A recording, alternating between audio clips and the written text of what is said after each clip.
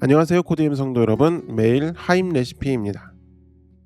어제 우리는 떠나셨던 그 동문으로 하나님의 영광이 다시 돌아오시는 장면을 보았습니다.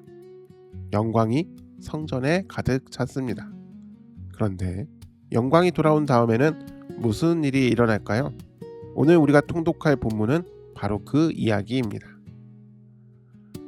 이야기를 시작하기 전에 질문을 하나 드려볼까요? 혹시 아무도 알아주지 않는 일을 오랫동안 해오신 적이 있으십니까? 교회 문을 가장 먼저 여는 사람이 있습니다.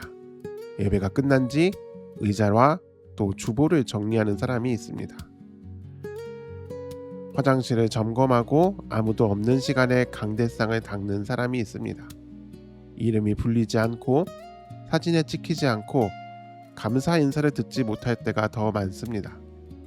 그런 일을 몇 달이 아니라 몇 년째 하고 계신 분들도 계실 것입니다.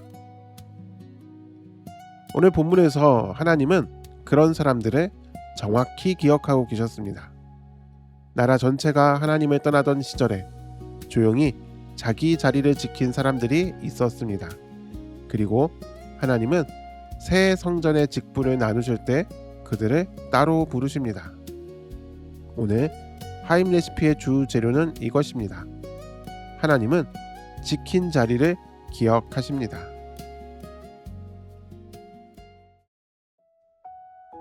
오늘의 말씀 에스겔 44장 15절 말씀입니다.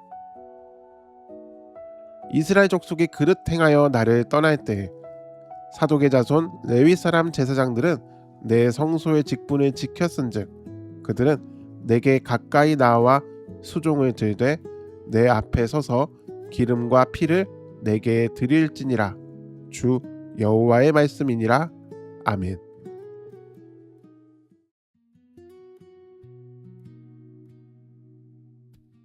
오늘 본문인 에스겔 44장에서 46장까지의 말씀을 세 개의 장면으로 나누어 맛보겠습니다. 첫 번째, 닫힌 동문입니다. 에스겔이 성소의 바깥 동쪽 문으로 인도됩니다. 그런데 그 문은 굳게 닫혀 있었습니다. 하나님이 말씀하십니다. 이 문은 닫고 다시 열지 못할지니 아무도 그리로 들어오지 못할지어다.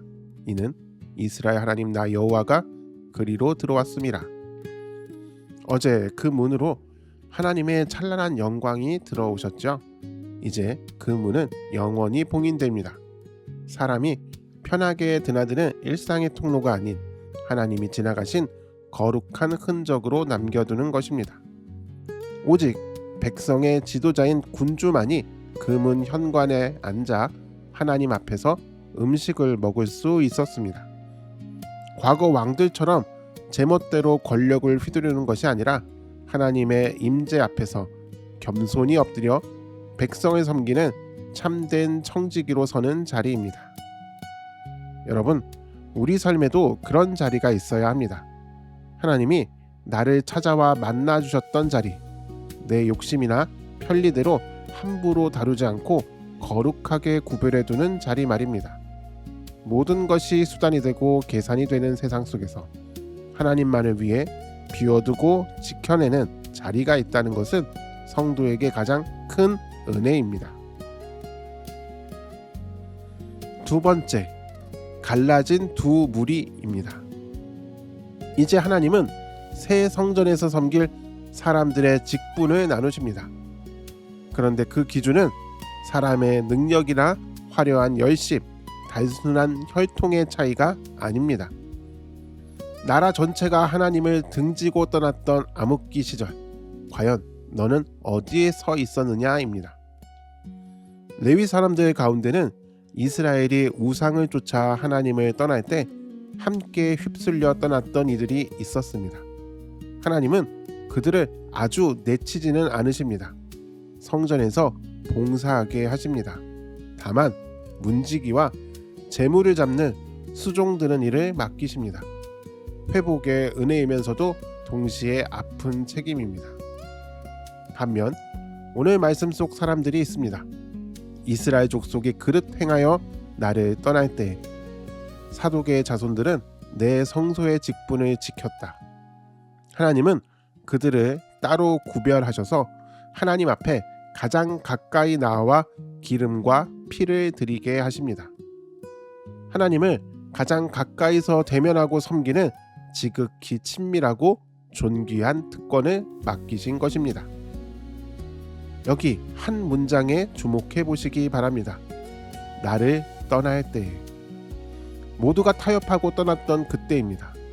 묵묵히 자리를 지켜도 알아주는 사람이 없고 오히려 융통성 없다고 손가락질 받던 그때입니다. 그런데 하나님은 수십 년이 지난 이 환상 속에서 그들의 이름을 정확히 기억하시고 불러주십니다. 여러분이 지금 지키고 있는 묵묵한 순종의 자리가 때로는 외롭고 무의미해 보일 수 있습니다. 그러나 하나님은 사람이 보지 않을 때 지켜낸 그 신실함을 결코 잊지 않으십니다. 아주 세밀하게 그리고 아주 오래 기억하십니다. 세 번째, 되돌아가지 않는 걸음입니다. 하나님은 이어서 땅을 나누어 주십니다. 그런데 나누는 순서가 중요합니다. 가장 먼저 거룩한 구역을 떼어 성소와 제사장, 레위인에게 주십니다. 쓰다 남은 짜투리를 하나님께 드리는 것이 아니라 가장 중심이 되는 거룩한 몫을 먼저 구별해 두고 나머지를 나누는 것입니다. 군주에게도 몫을 정해 주시며 분명히 명령하십니다. 다시는 내 백성의 땅을 빼앗지 말라. 공평한 저울과 정확한 되를 쓰라. 거룩한 성전의 규례를 말씀하시다가 갑자기 시장 바닥에서 쓰는 저울 이야기가 나오네요. 이는 하나님께는 성전 안에서 드리는 제사와 세상 속에서 지키는 정직한 삶이 결코 둘로 나뉘지 않기 때문입니다. 성전의 거룩함은 반드시 일상의 공의로운 삶으로 흘러넘쳐야 합니다. 그리고 46장에 아주 인상적인 출입 규례가 나옵니다. 절기에 백성이 예배하러 올 때 북문으로 들어온 사람은 남문으로 나가고 남문으로 들어온 사람은 북문으로 나가야 합니다. 들어왔던 문으로 다시 되돌아 나가지 말라는 것입니다. 왜 이런 규례를 두셨을까요? 예배는 그저 스쳐 지나가는 구경거리가 아니기 때문입니다.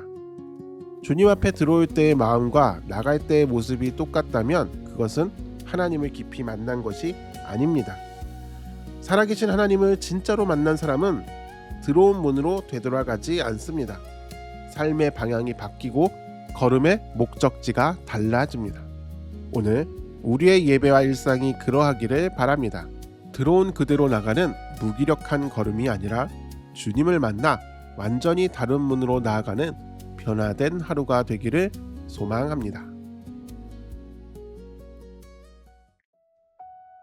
오늘 하루 오가는 길에서 이 질문을 마음에 품어보시길 바랍니다. 모두가 떠나는 때에도 내가 지키고 싶은 자리는 어디입니까? 이제 오늘 주신 말씀을 붙들고 함께 기도하겠습니다. 첫째, 사람이 보지 않는 자리에서도 맡은 일을 성실히 지키게 하시고 그것을 기억하시는 하나님만으로 만족하게 하옵소서.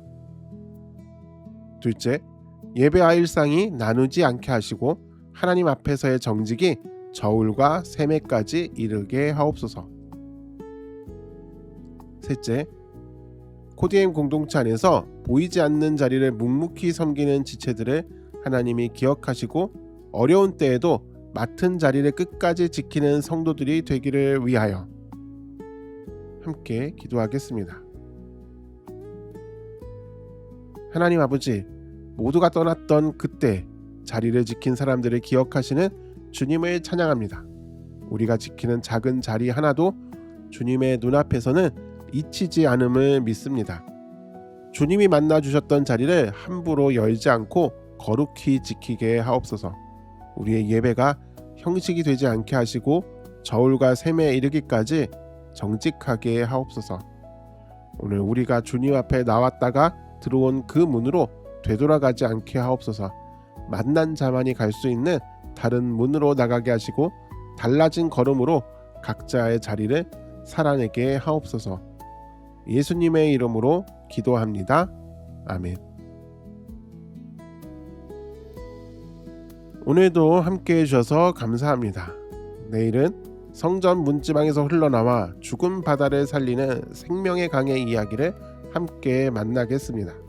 오늘 하루 아무도 보지 않는 자리일지라도 하나님 한 분을 의식하며 걸어가는 하루 되시길 바랍니다.